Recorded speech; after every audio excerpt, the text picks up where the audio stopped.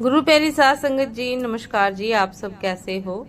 आशा करती हूँ, बाबा जी के श्री चरणों में अरदास करती हूँ कि मालिक की कृपा से, निरंकार दातार की मेहरबानी से आप सब बहुत खुश होंगे, मौज बहार में होंगे और अवश्य ही भजन सिमरन में होंगे।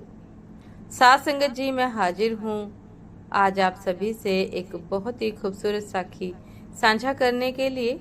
उम्मीद करती हूँ ये साखी आप सभी को बहुत पसंद आएगी। तो साध संगत जी, चलिए आइए समय ना गवाते हुए साखी को आप सभी से साझा करते हैं जी।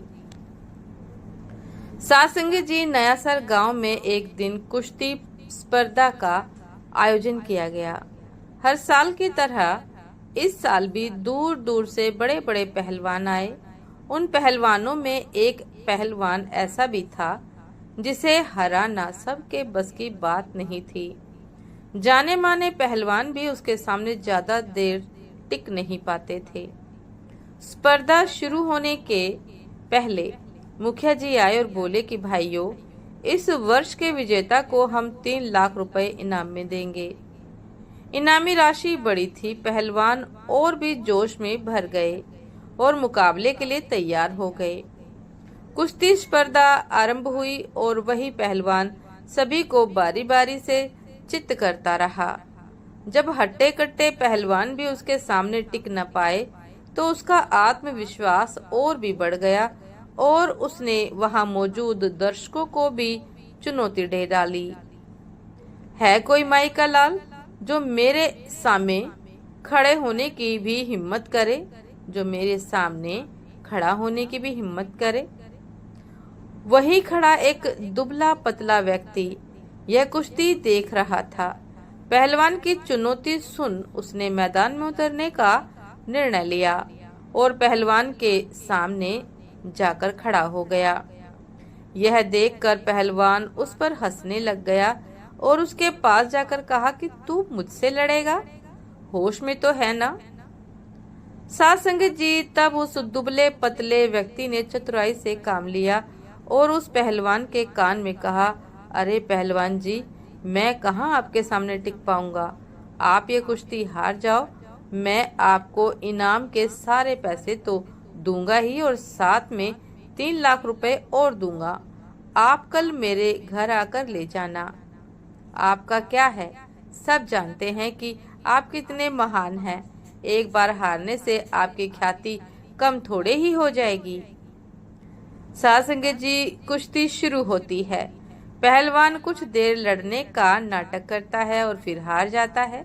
यह देखकर सभी लोग उसकी खिल्ली उड़ाने लगते हैं और उसे घोर निंदा से गुजरना पड़ता है। अगले दिन वह पहलवान शर्त के पैसे लेने उस दुबले व्यक्ति के घर जाता है और 6 लाख रुपए मांगता है। तब वह दुबला व्यक्ति बोलता है कि भाई, किस बात के पैसे? अरे वही जो तुमने मैदान में मुझसे देने का वायदा किया था।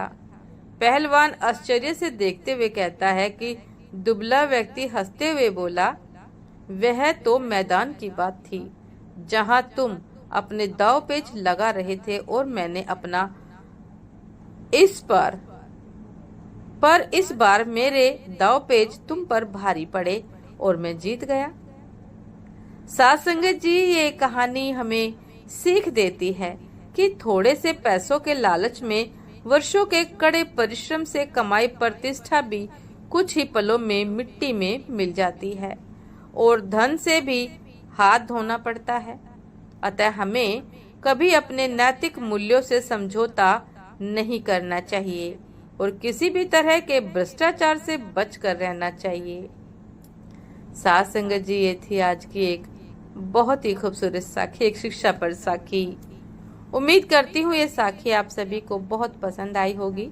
यदि पसंद आए साध संगत जी तो लाइक कमेंट शेयर करना ना भूलिएगा।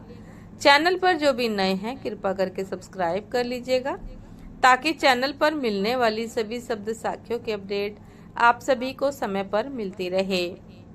साध संगत जी, आप हमें इंस्टाग्राम पर भी फॉलो कर सकते हैं। इंस्टाग्राम का लिंक डिस्क्रिप्शन बॉक्स में दिया गया है। तो साध संगत जी, दासी को भी आज्ञा दीजिए, आपसे फिर मुलाकात होती है एक नए शब्द साखी के साथ, एक नए खूबसूरत विचार के साथ। तब तक के लिए नमस्कार जी।